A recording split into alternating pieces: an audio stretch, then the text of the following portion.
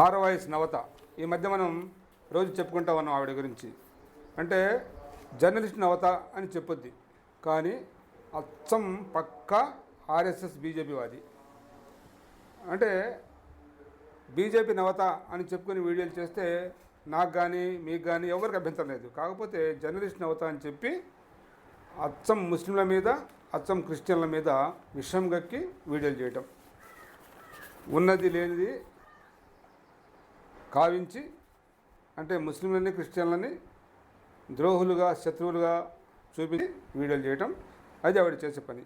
కానీ జర్నలిస్ట్ ముసుగులో ఆ పని చేస్తూ ఉంది. జర్నలిస్ట్ అనే పేరు వాస్తవానికి ఆవిడకి పనికిరాదు.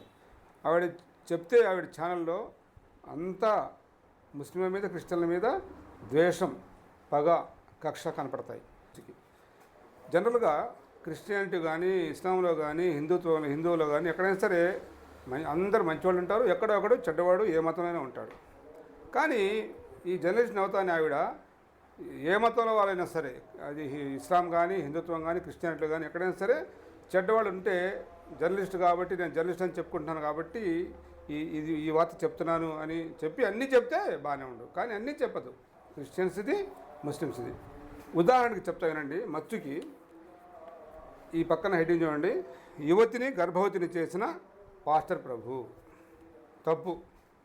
ఎవరైనా సరే అది చేయటం, ఎవరైనా సరే 100% తప్పు. ఎందుకంటే ఇస్లాం కానివ్వండి, క్రిస్టియానిటీ కానివ్వండి, హిందూ కానివ్వండి, ఇలాంటి పని చేయడం చాలా తప్పు. ఎందుకంటే ఆ పాస్టర్ ముసుగులోనో, మౌలానా ముసుగులోనో, పూజారి ముసుగులో ఉండి ఇలాంటి చేయడం చాలా తప్పు. అయితే ఈ వీడియో చేసిన మేడం ఇవాటికి వారం రోజుల క్రితం మచిలీపట్నంలో ఒక అర్చకుడు, అంటే గుడి పూజారి, వాళ్ళ ఇంట్లో ఒక కుటుంబం అద్దెకుంటా ఉంది. ఆ కుటుంబంలో ఉండే ఇంటర్ చదివే ఒక అమ్మాయిని లోబరుచుకొని ఆ అమ్మాయిని మోసపూరిత మాటలు చెప్పి లైంగికంగా వేధించి గర్భవతిని చేశాడు ఈ పూజారి. మరి ఇది కూడా చేయాలి కదా. ఇప్పుడు గర్భవతిని చేసిన పాస్టర్ ప్రభు అన్న బాగానే ఉంది. మరి ఈ అమ్మాయిని గర్భవతిని చేసిన అర్చకుడు చెప్పి హెడ్డింగ్ పెట్టి చేయాలి కదా వీడియో. అది చేయదు. అది ఆ కళ్ళకి గంతలు కట్టుకుని ఉంటుంది ఈ మేడం, ఈ జర్నలిస్ట్ నవత మేడం. ఈ పూజారులు ఇలాంటి వాళ్ళు, బీజేపీ నాయకులు, అసలు బీజేపీ నాయకులు ఎక్కువ మంది లైంగికంగా వేధించేవాళ్ళు, ఆడవాళ్ళని మనం చూసాం. ప్రజ్వల్ రవణ కర్ణాటక ఎంపీ, ఆయన 250 మంది ఆడవాళ్ళని లైంగికంగా వేధించి వాళ్ళ వీడియోలు ఆయన దగ్గర ఉండి ఓపెన్గా బయటపడినా కూడా మన ప్రధానమంత్రి మోడీ గారు ఆయన ఎంపీగా గెలవాలని చెప్పి ఆయన పక్కన నిలబడి ప్రచారం చేసి ఇచ్చాడు అనమాట. బీజేపీ నాయకుల్లో ఎక్కువ మంది అలాంటి వాళ్ళు ఉన్నారు. అశోక్ ఖారత్ అని మహారాష్ట్రలో నాసిక్ అంటే మన సాయిబాబా అది ఉండే ఏరియా. ఆ నాసిక్లో ఒక అతను పూజారి పేరుతోటి, మరి ఆస్ట్రాలజీ పేరుతోటి, అంటే జాతకాలు చెప్తాననే పేరుతోటి ఎంతోమంది ఆడవాళ్ళని, దాదాపు 58 మంది ఆడవాళ్ళని లోబర్చుకొని వాళ్ళని లైంగికంగా వేధించి వాళ్ళ వీడియోలు మొత్తం ఆయన దగ్గర ఉంచుకొని వాళ్ళు బ్లాక్మెయిల్ చేస్తూ ఆయన కూడా అరెస్ట్ అయ్యాడు. ఆయన కూడా ఒక హిందుత్వం.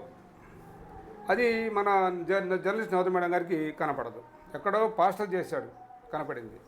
తప్పే, పాస్టర్ చేసిన తప్పే, కానీ ఇది కూడా కనపడాలి మేడం గారికి. ఇది కనపడదు.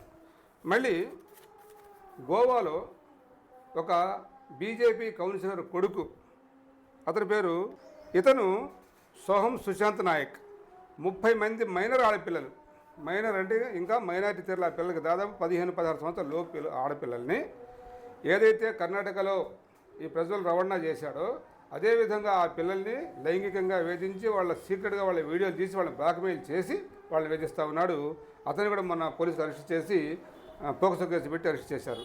అంటే ఇది కూడా మన జర్నలిస్ట్ నవత మేడం గారికి కనపడదు.